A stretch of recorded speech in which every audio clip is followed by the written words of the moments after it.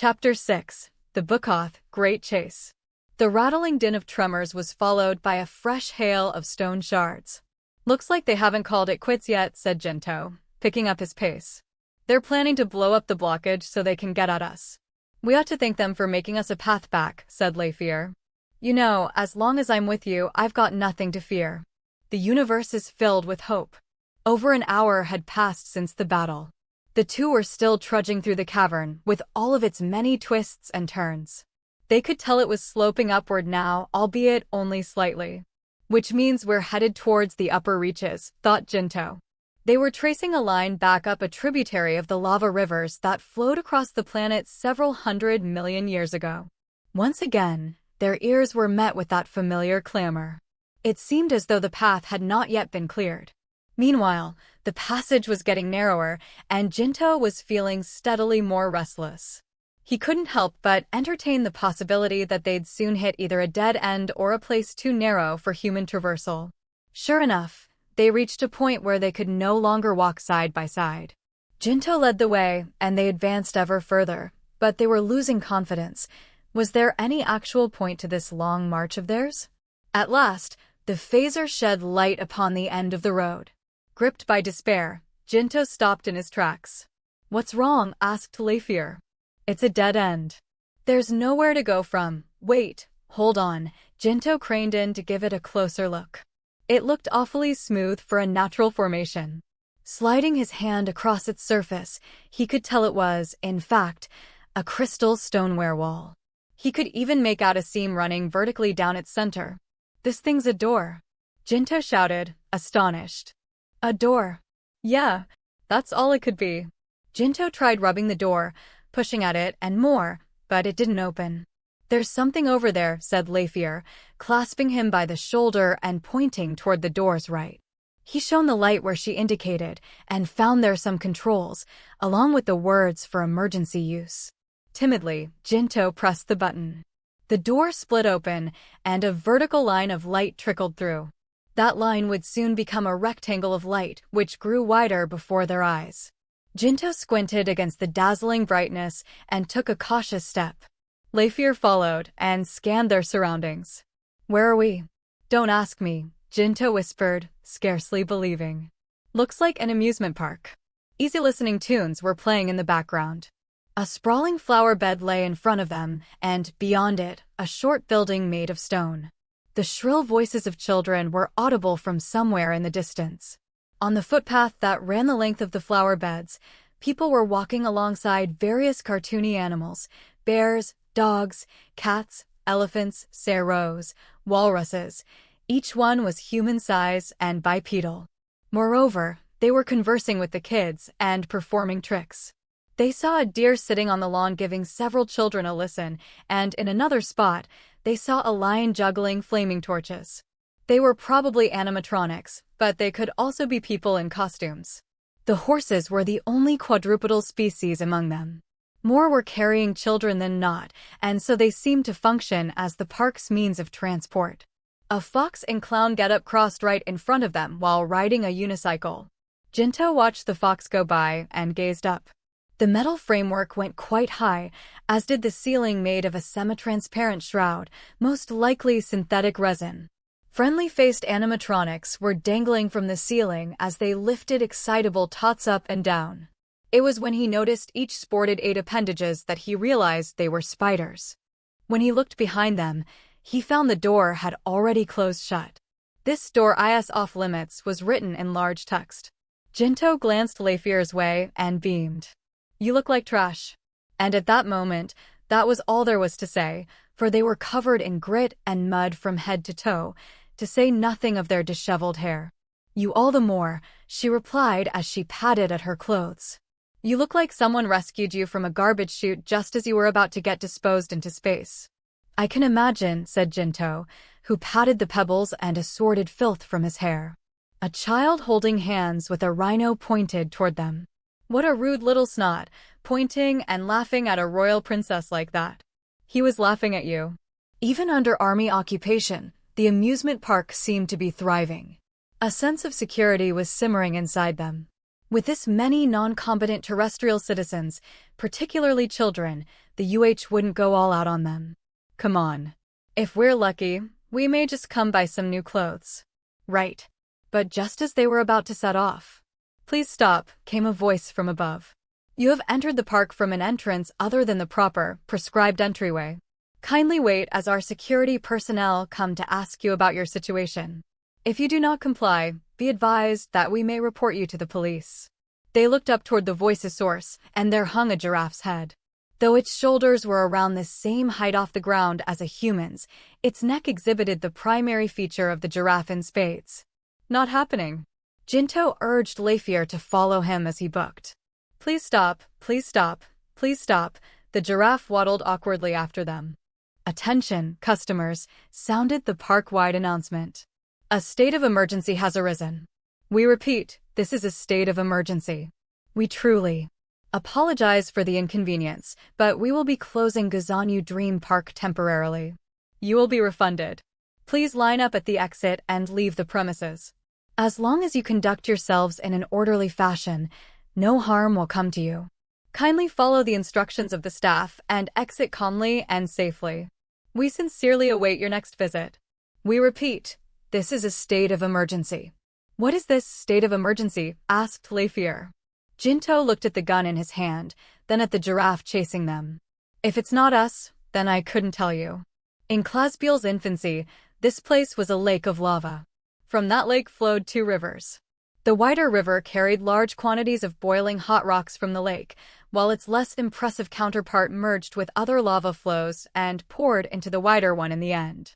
When the planet reached puberty, the supply of lava ceased and the lake dried up. The lava either chilled and hardened right there in the lake, thereby contributing to its diminishing size, or it got carried away by the rivers. The lava that hardened after drifting away became parts of Clasbiel's crust. After that, it became surrounded by precipitous cliffs, making for an enormous cavity. Then humans arrived, built cities nearby, and racked their brains for ways to make use of this giant hollow. Turning it into farmland would require laying paths for the agriculture bots, but the amount they could expect to harvest from the land wasn't enough to make those costs worth the trouble. After much wrangling, a plan emerged to make it a zoo. One could create a sealed environment simply by covering the hollow with a circular roof. They would split the area into two separate areas, rainforest and grassland, and then populate them with flora and fauna that had never been transplanted to Clasbiel. The proponent of this idea was lauded and praised, and the matter was settled. A zoo would be constructed there. A company was created and funds collected to realize their vision.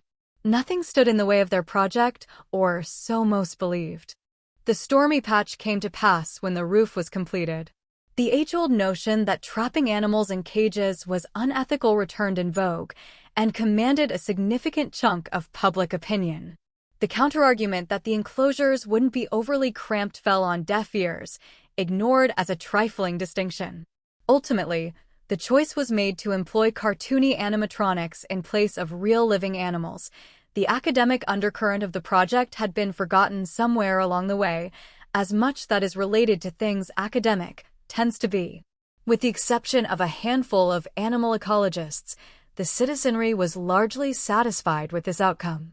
After all, actual animals didn't do tricks, since training animals was nothing more than a crime of anthropocentrism, nor could they hold a conversation with children. To top it all off, they exuded intolerable bodily odors and resorted to violence whenever they found something to their distaste. It was far easier to feel safe leaving the little ones with animatronic friends than with beasts of nature. Those who deposited their children could either devote their efforts to work or enjoy more adult avenues of entertainment. At present, the 70th anniversary of Gazanyu Dream Park's founding was close at hand. "They're here. I was so on the money I could hug someone," said Inspector Entriwa inside Gazanyu Dream Park's administrative office. "But something's off. There's not enough of them." "We found the Ov, though," said Kite, eyes starry. "True enough." Meanwhile, Gazanyu Dream Park's manager, who had to return the admittance fees today's customers paid, stared at the screen with annoyance. "Honestly, I've got a feeling we're going a bit overboard here. They're still just kids, aren't they? Though they are a bit old to be regular clients, I'll give you that. That kid meted death on my comrades in arms, said the military police lieutenant, grim in the face. They are brutal killers. The manager shot Andrew a questioning look. Like I said, you've got no reason to worry. I'm sure the occupation will pay for any losses. Well, I'm not so sure. Who knows how long they'll even be sticking around. What with recent events, the manager was about to continue that train of thought, but then Kite's eyes were on him, and he clammed up. What? Said Andrew, curious. Around a half-hour back, the radio wave-controlled birds started going on the fritz, you see, he elaborated, glancing intermittently Kite's way as he spoke. So I had the technician look at them, and he told me the machinery was flawless. It's the radio waves that are getting jammed. And wouldn't you know it, the wireless is out of commission, too. And? Inspector, Kite cut in. We have no time. Let's go get her in cuffs. Please don't rush this. We can't round them up until all of the customers have evacuated. They're armed, remember. But what if they hide themselves within the crowd and escape? Look, we've got surveillance cameras on them, and I've placed some of my people at the exits. Now then, Mr. Manager, hit me with the rest. There's not much else to add, he said, disinclined to continue, but compliant all the same. Apart from my own speculation, that is. Who's jamming the airwaves, I ask you? There's only one solid possibility. Why are they doing it? Again, there's no two ways about it. So I have trouble believing you haven't already pieced it together yourself, Mr. Inspector. I was out of the loop. Stuck here the whole time. Come to think of it, I haven't gotten any reports from my people in a hot minute. It just hadn't been that long since the last word, so I didn't think much of it. Well, thanks to them, we're forced to give the machines simple instructions through voice command. See for yourself. The manager poked at the screen. See the giraffe chasing them? You might think you want to see the video feed from its eyes, but look what you get. The manager changed the channel, and a cloud of dust appeared on screen. You know something, don't you? Said Andrew, his eyes on Kite. Was there some kind of hiccup up in space? I know nothing of this, Kite denied, defensively. I was with you the whole time, Inspector. Don't you see we're in the same boat? But I saw you taking a peek at your portable computer from time to time, said Andrew. Maybe you got notified through it. About the radio jamming, and what's behind it. That is a matter of internal military communications. It has nothing to do with you, Inspector, replied Kite, his expression looking stiff indeed. Is that right? Andrew adopted a gentler tone. I seem to recall that you're expected to keep reporting to your brass about how the search is going. Yet now that the OV's turned up, you didn't even try to report in. Tell me, what's that about? I'll tell you what I think. It's because you know you can't. Give it to me straight, Lieutenant Old Pal. I trust you do know the reason why. And if you try to hide it, well, me and my people, we're going to start feeling a mighty urge to slack off on the job. Do you mean to threaten me? Kite turned white-faced and hot-blooded. Damn right I do. Intimidation's a tool of the trade for us. Most suspects aren't usually very cooperative, if you catch my drift. Fine, said Kite, his expression intense and upset. I did receive additional word at 11:55 military time, which is to say, 37 minutes ago. I was told that radio interference would be conducted starting at 12 o'clock military time, and that while sending notice or orders would be unavailable for the time being, I was to continue my current mission. And the reason behind the jamming is? That I don't know. I honestly haven't been informed. You're going to have to believe me. I see, said Andrew, narrowing his eyes. No, he didn't seem to be lying. It didn't matter how different their culture or upbringing was, he was quite confident he could tell whether somebody was lying by looking at them. But while this was disappointing news for Andrew, he could infer even without a clear-cut answer from him. The OV are back, aren't they? He muttered. Please wait, said the white rhinoceros. Please wait, said the emperor penguin. Please wait, said the puma. Jinto and Lefier were surrounded on all sides by charming animal friends. Since there were no children left to entertain, it appeared they had no other tasks to fulfill. Step aside. Lefier thrust her phaser at the head of a beaver. Please wait, said the beaver with its adorable buck teeth. You aren't sentient creatures, correct? Asked Lefier. Yes, that is correct. We have no free will. The beaver closed one eye. However, we ask that you keep that fact from the children. It would shatter their dreams. We've no choice. Jinto, we're destroying them. Got it. Jinto yelled. Can't say I'm too thrilled, though. They're so endearing. I'm none too thrilled either, said Leifier, though she didn't hesitate to shoot the beaver down. Sadly, we've no other options. If we linger here, they'll come for us. Besides, you weren't fussed when you were shooting at other human beings. Only because they were shooting at us too. And most importantly, they weren't all that cute either. Warning, said the animals simultaneously, raising their voices. We are property of Guzani Dream Park, and if you destroy us without cause, you will be committing vandalism, as well as charged with indemnities for all damaged goods. Incidentally, the average price for one of us is. Then you'd best retreat while you're still intact, she said, slicing the puma to rounds. Yet the animals didn't flinch at the death of a comrade. On the contrary, this simply allowed them to tighten their circle around them even closer. Sorry about that, said Jinto, who'd shot down a hyena, though given that the hyena was the one most often made to play the villain, he didn't feel too guilty over it. No, shrieked the manager, cradling his head as he witnessed his valuable assets become so much scrap. See, I told you they were brutal killers, said Kite, his face the picture of smug. But the manager wasn't paying him any attention. Run away from the intruders. Function 24 is rescinded. His orders reached the animatronics through the park-wide announcement speakers. The animatronics turned their backs to the interlopers. When he saw that the two of them ceased firing in response, the manager's shoulders relaxed with relief. Have the animatronics withdraw, said Entriua. They'll only get in the way of the arrest. We can't through voice command. Either the technicians will have to go to them directly, or we have to direct them through radio command. But never mind that, Mr. Inspector, said the manager, glowering at Entriua angrily. What are you still doing here? Go and catch them already, please. Entriua shrugged. That's why I told you to let me place some of my people by the emergency exit. You were the one who was against it because it could damage the park's reputation. Okay, I was wrong, I admit it. So please. We can't go in until the parkgoers have evacuated. We're the cops people love and respect, and we aim to keep it that way, said Entriua, who then pointed at one of the screens. It was the terminal screen of the computing crystals pertaining to visitor management, and it showed that there were still 120 parkgoers left. That number hadn't changed much in some time, either. For one reason or another, the 120 stragglers seemed reluctant to exit. But there aren't any near them, the manager fired back. He's right, said Kite. Let's move to apprehend them at once. Because we can't use phones, communications will take that much longer. And whose fault is it that we can't drop them a line, said Entriua, who pushed his smoke into the ashtray. Though you have got a point there. I guess we do go and get 'em now. Let's, nodded Kite vigorously. Any sign of humans in the vicinity vanished while the two were playing tag with the park's menagerie. The mechanical fauna was still present, but it didn't try to approach them. That said, they didn't avoid them either. Sorry, said Jinto, who almost bumped into a squirrel.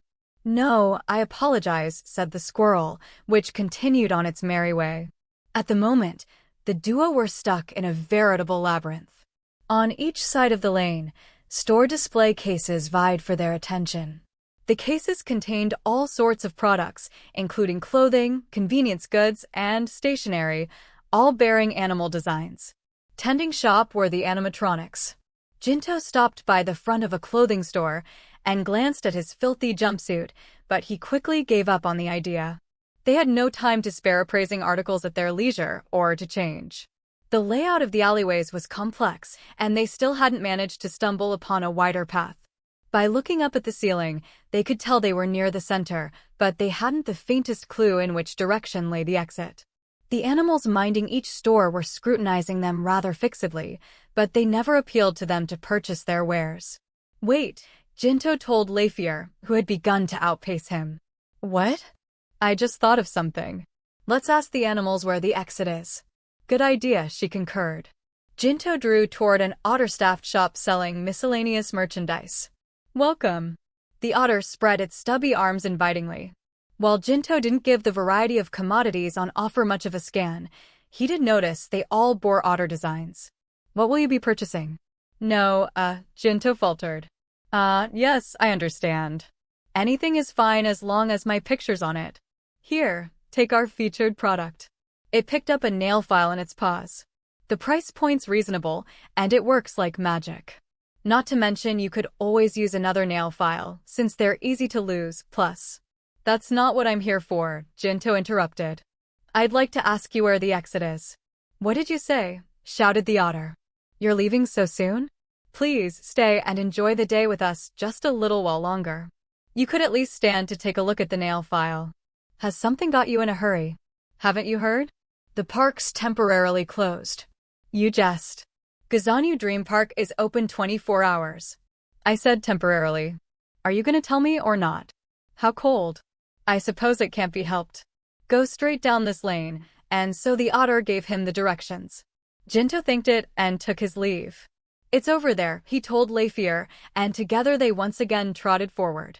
Suddenly, the rip of an explosion. They must have missed the emergency exit controls, said Jinto. Who's the idiot that?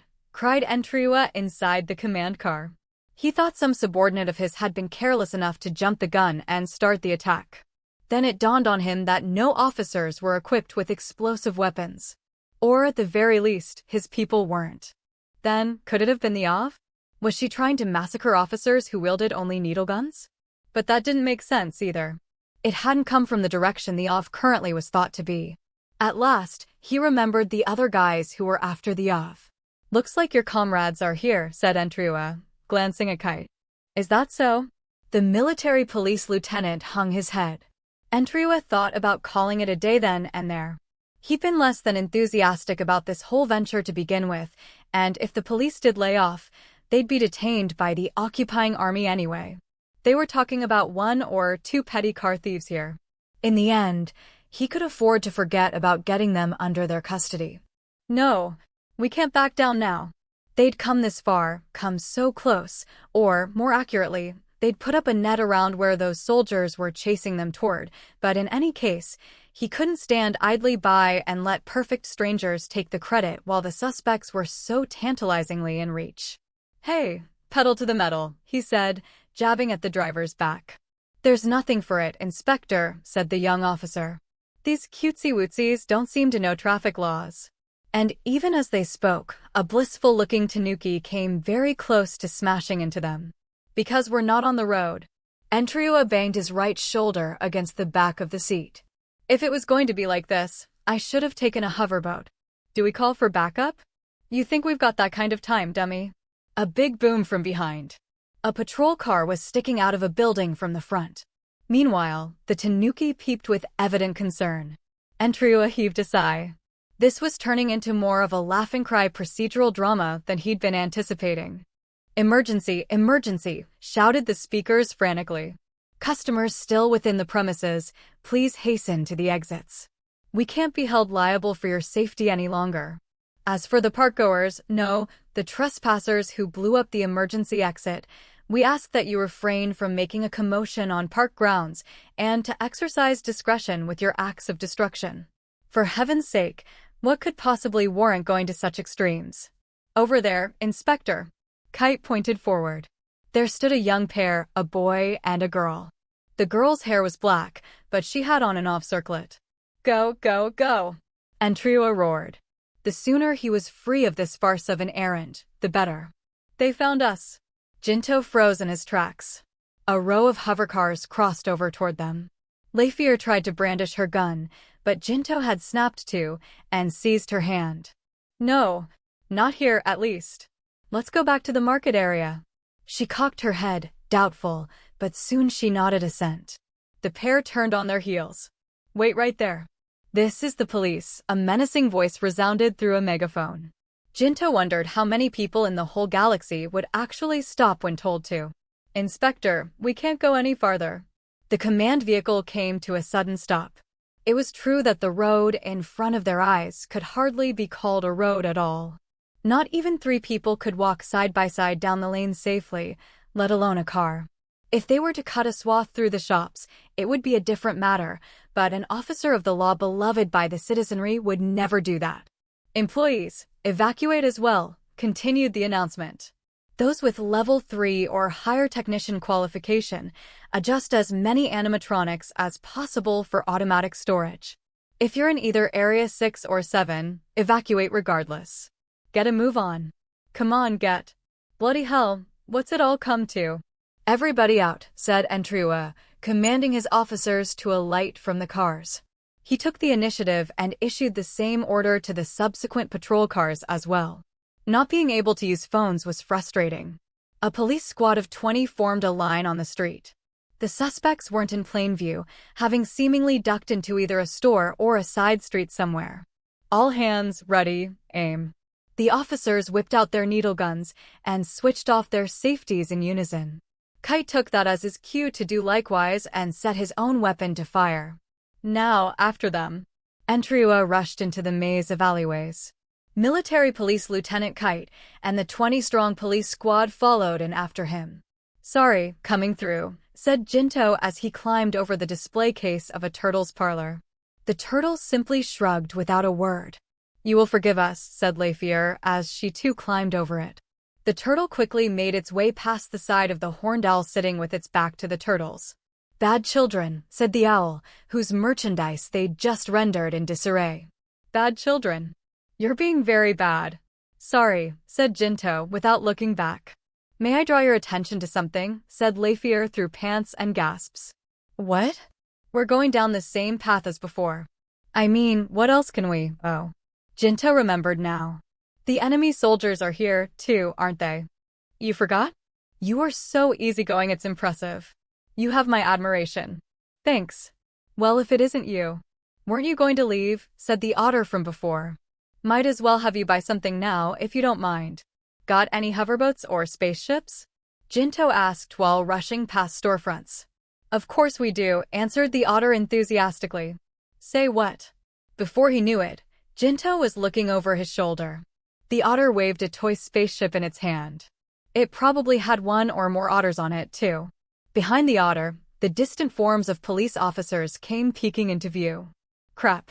Jinto veered right, where there was a conveniently placed side path. This time they wouldn't have to rough up any stores. Lafier this way. Huh? Where are you headed, sir? Shouted the otter, rearing up. So you won't come quiet, huh? The officer's voice pelted them from behind. That lane didn't connect to any lateral paths. Right in front of it sprawled a lawn, and beyond it they could make out a stone building. Jinto was suffering from some mild agoraphobia, since in a wide-open space, he felt as though bullets and lasers could come flying from any direction. Yet this was the only option left to them. Arg, give me a damned break, Entriua seethed. My daughters are reaching sexual awareness age, and here I am, dashing like mad chasing perps on foot like some caveman. Why's it gotta be this way? If the phones were online, I could have avoided this travesty. I could have laid back in the command car, split everyone into teams of 2 to search the maze, and then come running right when they'd been smoked out. He sized Kite up beside him. Though he was technically older than him, bodily he was still young, so he wasn't breathing heavily. He was truly jealous in that moment, even rueful. He swerved in his tracks by gripping a pillar of the store at the corner as he ran. He saw them. The backs of his quarry. Give it a rest. Entriua took a knee and assumed firing stance. Stop or I shoot.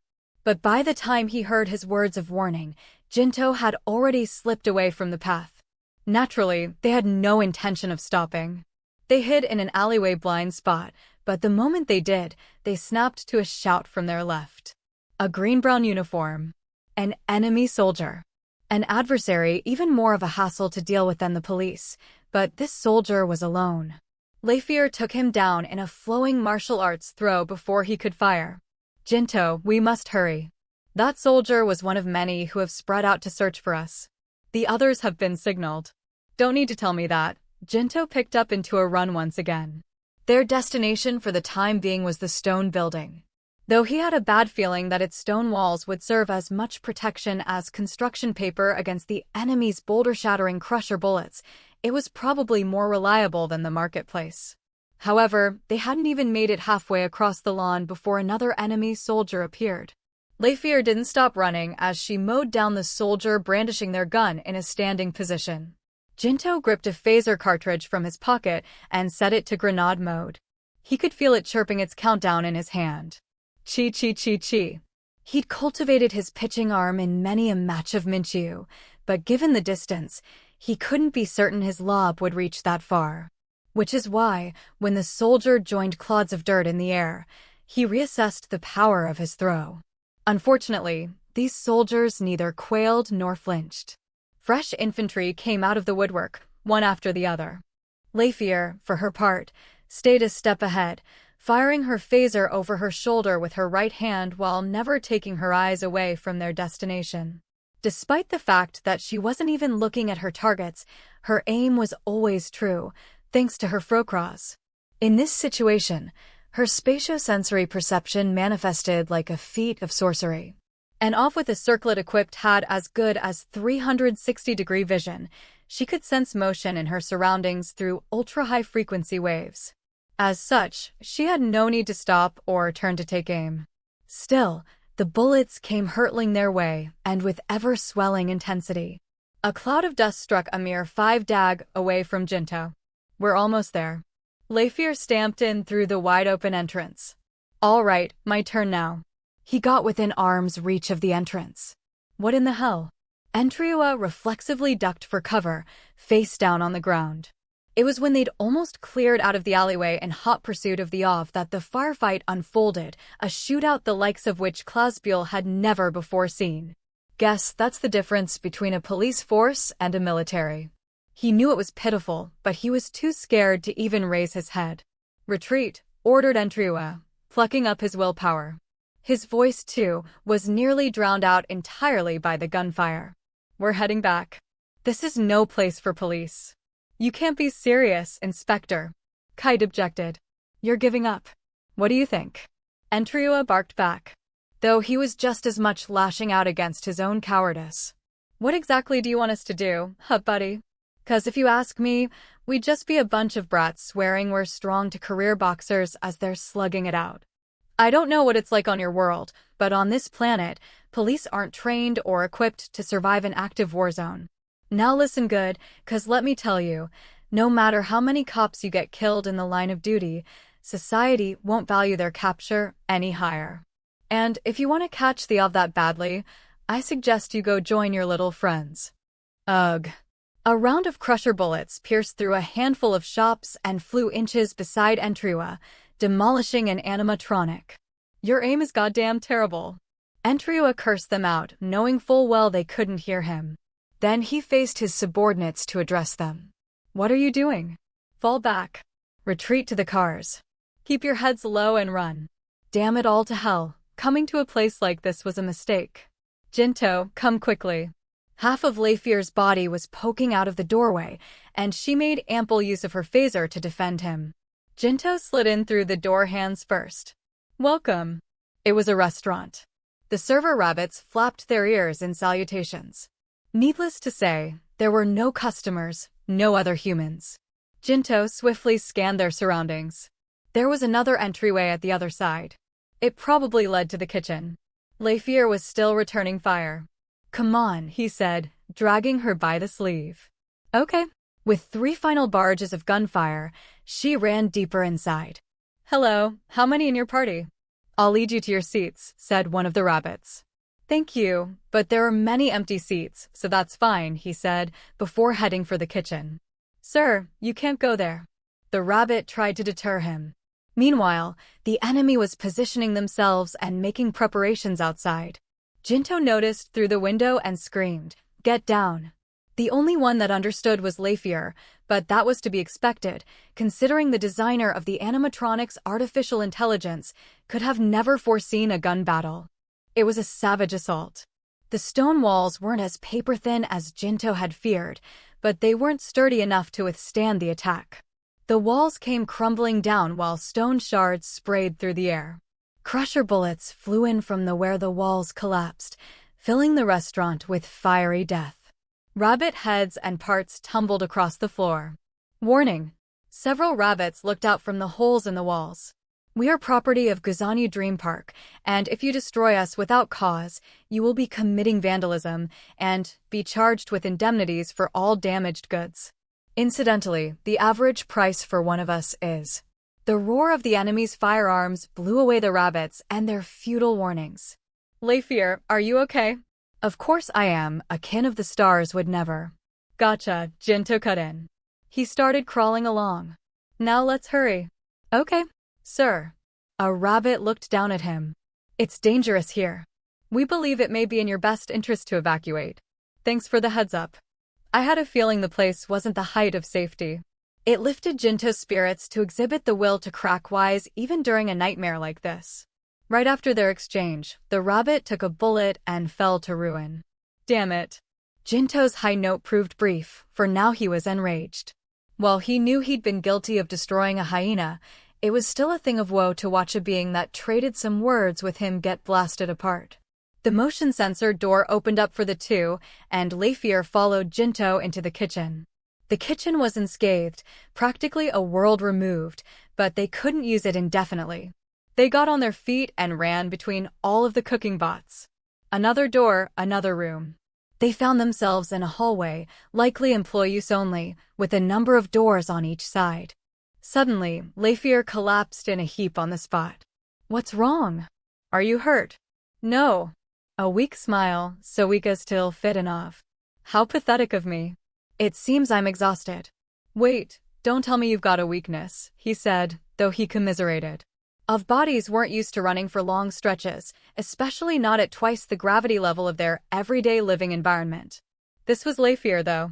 There was no question she'd pretend to be doing fine while burning through every last drop of energy in her. How many hours had they been running? 3? 4? They'd stopped at points and walked some stretches, but most of the time they'd jogged, and over the course of the last half hour, they'd been scampering with all of their might.